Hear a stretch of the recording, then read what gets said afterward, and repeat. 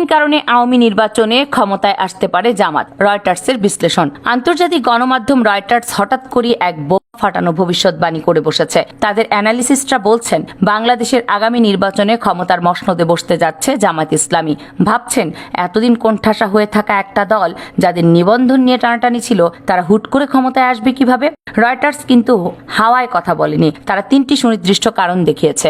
আর এর মধ্যে এক নম্বর কারণটি শুনলে আপনার চোখ কপালে উঠবে। রাজনীতি নয়, আন্দোলন নয়, জামাতকে ক্ষমতায় আনবে তাদের এমন এক সিক্রেট অস্ত্র যা তারা গত 15 বছর ধরে নীরবে তৈরি করেছে, সবার চোখের আড়ালে। কি সেই অস্ত্র? কেন পশ্চিমা বিশ্ব এখন জামাতকে নিয়ে নতুন করে হিসেব করছে? চলুন রয়টার্সের সেই চাঞ্চল্যকর রিপোর্টের ব্যবচ্ছেদ করা যাক। শুরুতে একটা দৃশ্য মনে করার চেষ্টা করুন। ঢাকার করাইল বস্তিতে ভয়াবহ আগুন লেগেছিল। সর্বস্ব হারিয়ে মানুষ যখন আহাজারি করছিল, সরকার ত্রাণ ও দমকল বাহিনী পৌঁছানোর আগেই সেখানে একদল লোক হাজির। তাদের হাতে নগদ টাকা, খাবার আর তাঁবু। এরা কারা? এরা ছিল জামাতের কর্মী। রয়টার্স বলছে, ঠিক এই জায়গাতেই জামাত অন্য সব রাজনৈতিক দলের চেয়ে যোজন যোজন এগিয়ে। বিএনপি বা আওয়ামী লীগের রাজনীতি যখন রাজপথে স্লোগান আর টিভি টক শোতে সীমাবদ্ধ, জামাত তখন হাঁটছে ভিন্ন পথে। রয়টার্সের বিশ্লেষণে জামাতের ক্ষমতায় আসার পেছনে সবচেয়ে বড় যে কারণটি উঠে এসেছে তা হলো তাদের অভাবনীয় জনকল্যাণমূলক নেটওয়ার্ক। বিষয়টা একটু গভীরে গিয়ে দেখা যাক। রাজনীতিতে একটা কথা প্রচলিত আছে, পেটে খেলে পিঠে সয়। জামাত এই তত্ত্বটিকে তাদের রাজনীতির মূল মন্ত্র বানিয়েছে। গত 1.5 দশকে তারা যখন রাষ্ট্র ক্ষমতার বাইরে, তখন তারা বসে থাকেনি। তারা তৈরি করেছে এমন এক প্যারালাল ইকোনমি বা সমান্তরাল অর্থনীতি এবং সেবা খাত, যা সরাসরি কোটি মানুষের জীবন ছুঁয়ে গেছে।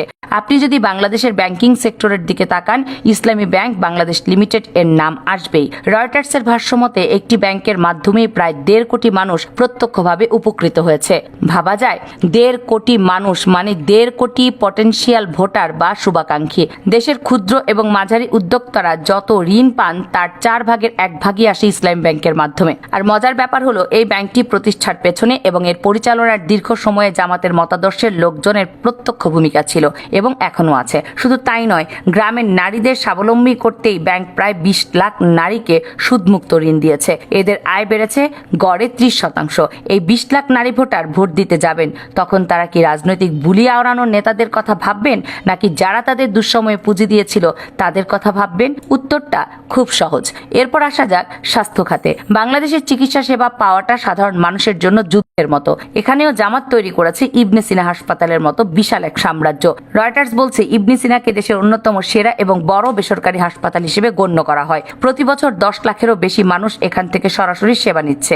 আর দলের নেতাকর্মীরা তাদের রেফারেন্সে যারা যান, তারা পান বিশেষ ছাড় কিংবা নামমাত্র মূল্যে চিকিৎসা। জামাতের সাবেক শীর্ষ নেতা মতিউর রহমান নিজামী এবং মীর কাশেম আলী ছিলেন এই ইবনে সিনা ট্রাস্টের নীতি নির্ধারক পর্যায়ে। অর্থাৎ দলটির নেতারা বুঝিয়েছিলেন, শুধু মিছিল করে মানুষ পাওয়া যাবে না, মানুষের অসুখে বিসুখে পাশে দাঁড়াতে হবে। আজ যখন রয়টার্স বলছে যে জামাত ক্ষমতায় আসতে পারে, তখন তারা আসলে এই কোটি কোটি সুবিধাভোগী মানুষের সাইকোলজিক্যালি রিড করতে পেরেছে। দর্শক, জামাতের এই মাস্টার প্ল্যান নিয়ে আরো গভীরে যাব, জানাবো তাদের শিক্ষা ব্যবস্থার একচেটিয়া আধিপত্যের কথা। এবার আসুন শিক্ষার দিকে নজর দেই। একটা জাতিকে বা একটা প্রজন্মকে নিজেদের মতাদর্শে গড়ে তোলার সবচেয়ে কার্যকর হাতিয়ার হলো শিক্ষা। জামাত এটা খুব ভালো করে জানে। রয়টার্সের রিপোর্ট অনুযায়ী আলিয়া ধারার প্রায় 10,000 মাদ্রাসায় জামাতের একচ্ছত্র প্রভাব রয়েছে। এখানে পড়াশোনা করছে প্রায় 25 লাখ শিক্ষার্থী।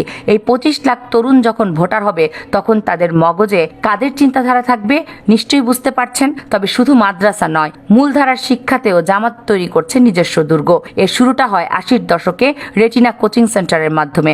বর্তমানে সারা দেশে এর 150টি শাখা এবং বছরে প্রায় 25,000 শিক্ষার্থী এখান থেকে বের হচ্ছে। কোচিং সেন্টার থেকে শুরু করে স্কুল, কলেজ এবং বিশ্ববিদ্যালয় সব লেভেলে তাদের নিজস্ব প্রতিষ্ঠান আছে। Manarat international university, international Islamic university Chittagong, Darul Ihsan ইউনিভার্সিটির মতো প্রতিষ্ঠানগুলো মূলত তাদেরই গড়ে তোলা। এমনকি আইডিয়াল নাম দিয়ে সারা দেশে অসংখ্য স্কুল কলেজ আছে। তার বড় অংশের নিয়ন্ত্রণ জামাতপন্থী ট্রাস্টিদের হাতে। এসব প্রতিষ্ঠানে তারা অসচ্ছল এবং মেধাবী শিক্ষার্থীদের বৃত্তি দেয়, বিনা পয়সায় পড়ায়। ফলে এই ছাত্রছাত্রীরা এবং তাদের পরিবারগুলো জামাতের প্রতি এক ধরনের কৃতজ্ঞতা বোধ লালন করে। রয়টার্স মনে করে এই কৃতজ্ঞতা বোধই ব্যালট বাক্সে ভোটের ঝড়ে পরিণত হবে। রয়টার্সের বিশ্লেষণে আরেকটি গুরুত্বপূর্ণ পয়েন্ট হলো জামাতের দুর্যোগ ব্যবস্থাপনা। আগের কাকরাইল বস্তির আগুনের কথা বলেছে, যেখানে বিএনপি নেতাকর্মীদের বিরুদ্ধে চাঁদাবাজির অভিযোগ ওঠে। সেখানে জামাত কর্মীরা পকেটের টাকা খরচ করে ত্রাণ দেয়, বন্যা হোক, শীত হোক কিংবা অগ্নি। কাণ্ড। সবার আগে দুর্গত এলাকায় জামাতের ব্যানার দেখা যায়। এই যে তাৎক্ষণিক রেসপন্স, এটা সাধারণ মানুষের মনে গভীর দাগ কাটে। বড় রাজনৈতিক দলগুলো যখন ক্ষমতায় যাওয়ার সমীকরণে ব্যস্ত, জামাত তখন মাঠ পর্যায়ে মানুষের আস্থা অর্জনে ব্যস্ত।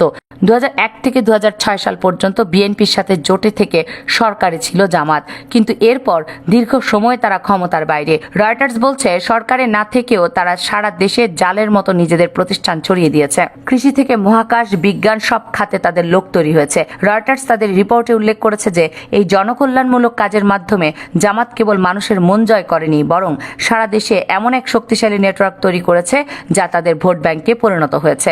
তবে রয়টার্স শুধু জনকল্যাণের কথাই বলেনি, তারা আরও দুটি কারণ উল্লেখ করেছে। দ্বিতীয় কারণটি হলো দুর্নীতিমুক্ত ভাবমূর্তি। বাংলাদেশের প্রেক্ষাপটে রাজনৈতিক নেতা মানেই দুর্নীতির সাথে কোনো না কোনোভাবে জড়িত, এমন একটা ধারণা সাধারণ মানুষের মনে বদ্ধমূল। কিন্তু রয়টার্স বলছে জামাতের নেতাদের ব্যক্তিগত সততা এবং দুর্নীতিমুক্ত ইমেজ তাদের অন্যদের চেয়ে আলাদা করেছে। তাদের শীর্ষ নেতাদের বিরুদ্ধে রাজনৈতিক মামলা বা অপরাধের অভিযোগ থাকলেও অর্থ চুরি বা লুটপাটের কেলেঙ্কারি সেভাবে নাম নেই বললেই চলে। এই ক্লিন ইমেজ মধ্যবিত্ত এবং শিক্ষিত ভোটারদের কাছে একটা বড় ফ্যাক্টর হয়ে দাঁড়াতে পারে। তৃতীয় কারণটি হলো তরুণদের পালস বোঝা। রয়টার্সের মতে জামাত জানে তরুণরা কি চায়। তাদের আধুনিক শিক্ষা প্রতিষ্ঠান, প্রযুক্তিগত শিক্ষা এবং কর্মসংস্থান তৈরির উদ্যোগগুলো তরুণ সমাজকে আকৃষ্ট করেছে। গতানুগতিক রাজনীতির বাইরে গিয়ে তারা তরুণদের ক্যারিয়ার গঠনে সহায়তা করছে, যা তাদের জনপ্রিয়তা বাড়াচ্ছে। এখন প্রশ্ন হলো, বিএনপি বা আওয়ামী লীগের মতো বিশাল ভোটের রাজনীতির মাঠে জামাত কি আসলে গেম চেঞ্জার হতে পারবে? রয়টার্স মনে করে হ্যাঁ পারবে, কারণ দীর্ঘ সময় ধরে বিএনপি বা আওয়ামী লীগ ক্ষমতায় বা বিরোধী দলের থেকেও তাদের জন্য কল্যাণমূলক কাজ ছিল সরকার নির্ভর বা সীমিত। কিন্তু জামাত সরকারে না থেকেও ব্যক্তিগত এবং দলীয় উদ্যোগে যে সেবা খাত তৈরি করেছে তা তাদের একটি সাইলেন্ট মেজরিটি বা নীরব সমর্থন এনে দিয়েছে। বাংলাদেশের প্রতিটি উপজেলা বা ইউনিয়ন নেতাদের প্রতিষ্ঠিত কোনো না কোনো স্কুল, ক্লিনিক বা এনজিও আছে। গ্রামের একজন সাধারণ মানুষ যিনি হয়তো রাজনীতি বোঝেন না, কিন্তু বিপদে জামাতের অ্যাম্বুলেন্স সেবা পেয়েছেন কিংবা অভাবে ইসলামী ব্যাংক থেকে ঋণ পেয়েছেন, তিনি ভোটের দিন ওই উপকারটুকু মনে রাখবেন। নির্বাচনের মাঠে জোট মহাজোটের সমীকরণ থাকে, কিন্তু রয়টার্সের এই রিপোর্ট আমাদের চোখে আঙুল দিয়ে দেখিয়ে দিচ্ছে যে রাজনীতি আসল খেলাটা শুধু মিছিল হয় না, হয় মানুষের দৈনন্দিন জীবনের প্রয়োজনে পাশে থাকার মাধ্যমে। জামাতে ইসলামী সেই জায়গাটাতে গত 15 বছর ধরে ইনভেস্ট করেছে।